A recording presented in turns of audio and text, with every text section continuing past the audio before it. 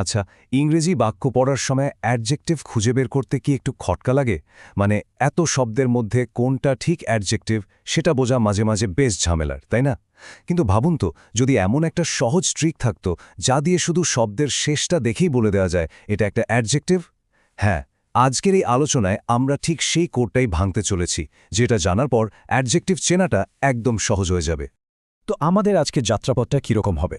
প্রথমে আমরা দেখব অ্যাডজেক্টিভ নিয়ে ধাঁধাটা ঠিক কোথায়। এরপর আমরা সাফিক্স বা শব্দের শেষের অংশ ব্যবহার করে সেই কোডটা ভাঙার চেষ্টা করব। আমরা এবল আর এবলের মতো প্যাটার্ন দেখব, তারপর লেস আর ফুলের মজার জোরটা শিখব। আর শেষে এই নতুন শেখা জ্ঞানটা কিভাবে একটা সুপার পাওয়ারের মতো কাজে লাগানো যায় সেটাও জেনে নেব।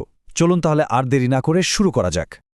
আমরা তো জানি অ্যাডজেক্টিভ মানে হলো সেই সব শব্দ যা কোনো কিছুর ভালো মন্দ, অবস্থা বা সংখ্যা বোঝায়।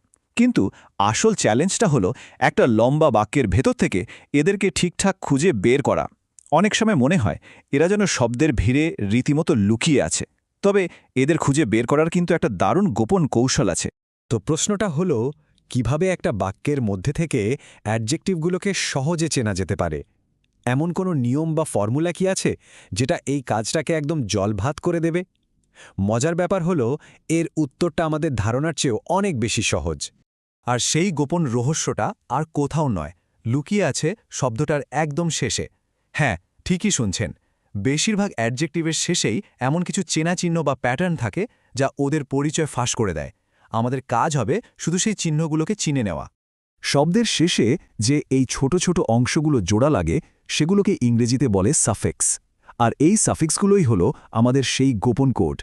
আমরা যদি শুধু কয়েকটা কমন অ্যাডজেক্টিভ সাফিক্স চিনে নিতে পারি, তাহলে হাজারটা নতুন শব্দ দেখলেও এক ঝলকে বলে দেওয়া যাবে সেটা অ্যাডজেক্টিভ কিনা। চলুন তাহলে আমাদের প্রথম কোডটা দেখে নেওয়া যাক। এটা হলো এবল এবং এবল। যে শব্দগুলোর শেষে এই দুটো সাফিক্স থাকে সেগুলো সাধারণত কোনো কিছুর ক্ষমতা বা যোগ্যতা বোঝায়। মানে ব্যাপারটা করতে পারার যোগ্য বা করার মতো এরকম একটা ভাব প্রকাশ করে। এখানে খেয়াল করলেই দেখবেন প্যাটার্নটা কি দারুণভাবে কাজ করছে। যেমন ধরুন বিলিভেবল মানে যা বিশ্বাস করার যোগ্য, কিংবা কমফোর্টেবল মানে যা আরামদায়ক, আবার ডিপেন্ডেবল মানে যার উপর নির্ভর করা যায়। প্রত্যেকটা শব্দই কিন্তু কোনো কিছুর ক্ষমতা বা গুণ বোঝাচ্ছে। কাজেই শব্দের শেষে এবল বা এবল দেখলেই প্রায় নিশ্চিত হয়ে যাওয়া যায় যে ওটা একটা অ্যাডজেক্টিভ। আচ্ছা, এবার আমরা এমন একজোড়া সাফিক্স দেখব যারা বলতে গেলে একদম বিপরীত মেরুর বাসিন্দা। একজনের মানে হল কিছু ছাড়া বা নেই, আর অন্যজনের মানে হল কিছুতে ভরা বা পূর্ণ। এই মজার জুটিটা হল লেস এবং ফুল। প্রথমে আসি লেসের কথায়। এই সাফিক্সটার সোজা মানে হল উইদাউট, অর্থাৎ ছাড়া বা বিহীন। কোনো শব্দের শেষে যখন লেস বসে তখন বুঝতে হবে ওই জিনিসটার অভাব বা অনুপস্থিতির কথা বলা হচ্ছে। যেমন এই উদাহরণগুলো দেখলেই বিষয়টা পরিষ্কার হয়ে যাবে। ইউজলেস মানে যার কোনো কাজ নেই, অকেজো। হোমলেস মানে যার বাড়ি নেই, গৃহহীন। ঠিক একইভাবে মিনিংলেস, কেয়ারলেস, ফিয়ারলেস, হেল্পলেস প্রত্যেকটা শব্দই কোনো না কোনো কিছুর অভাব বা অনুপস্থিতি বোঝাচ্ছে। আর এগুলোই সবই হলো এক একটা অ্যাডজেক্টিভ। আর লেসের ঠিক উল্টোটা হল ফুল। এর মানে হল ফুল অফ, অর্থাৎ কোনো কিছুতে ভরা বা পরিপূর্ণ। যখন কোনো বিশেষ্য বা নাউনের সাথে ফুল যোগ হয় তখন সেটা ওই গুণে ভরা বোঝায়। এই তুলনাটা দেখলেই ব্যাপারটা আরও পরিষ্কার হবে। দেখুন, একদিকে আছে হেল্পলেস মানে সাহায্য ছাড়া, অসহায়, আর ঠিক তার উল্টো দিকে থাকতে পারত হেল্পফুল অর্থাৎ সাহায্যে পরিপূর্ণ। এখানে যেমন আছে ওয়ান্ডারফুল মানে বিস্ময়ে ভরা, আবার ফিয়ারলেস মানে ভয়হীন। এই যে বিপরীত ভাবটা, এটা মনে রাখলে দুটো প্যাটার্নই খুব সহজেই মাথায় গেঁথে যাবে। তো আমাদের কোডবুকটাকে আরেকটু বড় করা যাক, কি বলেন? আরও কয়েকটা খুব কমন সাফিক্স আছে যেগুলো চিনে নিলে অ্যাডজেক্টিভ খুঁজে বের করার ক্ষমতা প্রায় দ্বিগুণ হয়ে যাবে। চলুন এবার একটু ঝটপট আরও কিছু প্যাটার্ন দেখে নিই। এই তালিকায় প্রথমেই আছে ওইউস সাফিক্স, যেমন ডেঞ্জারাস, ইনজুরিয়াস, ফেমাস, অ্যাডভেঞ্চারাস। এই সব শব্দই কিন্তু কোনো না কোনো অবস্থা বা গুণ বর্ণনা করছে। এটাও কিন্তু অ্যাডজেক্টিভ চেনার একটা দারুণ নির্ভরযোগ্য ক্লু। এরপরের প্যাটার্নটা হলো আইফ, যেমন preventive, expensive, active, attractive, effective. এই শব্দগুলো কোনো কিছুর ধরন বা বৈশিষ্ট্য বোঝায়, আর এটাও অ্যাডজেক্টিভ চেনার আরেকটা চমৎকার উপায়। আর শেষে এন্ড প্যাটার্নটা দেখুন, অ্যাবসেন্ট, পেশেন্ট, ইনোসেন্ট।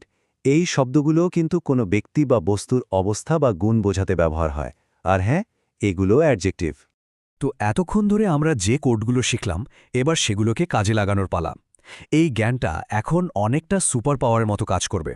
এরপর থেকে যে কোনো ইংরেজি লেখা পড়ার সময় অ্যাডজেক্টিভগুলো খুব সহজেই চোখে পড়বে। পুরো ব্যাপারটা আসলে মাত্র 3টে সহজ ধাপে করা যায়। স্টেপ 1, শব্দের শেষের দিকে তাকান। স্টেপ 2, আমাদের চেনা কোনো সাফিক্স প্যাটার্ন চোখে পড়ছে কিনা সেটা দেখুন। আর স্টেপ 3, যদি প্যাটার্ন মিলে যায় তাহলে ওটাকে অ্যাডজেক্টিভ হিসাবে চিনে নিন। ব্যাস, কাজ শেষ।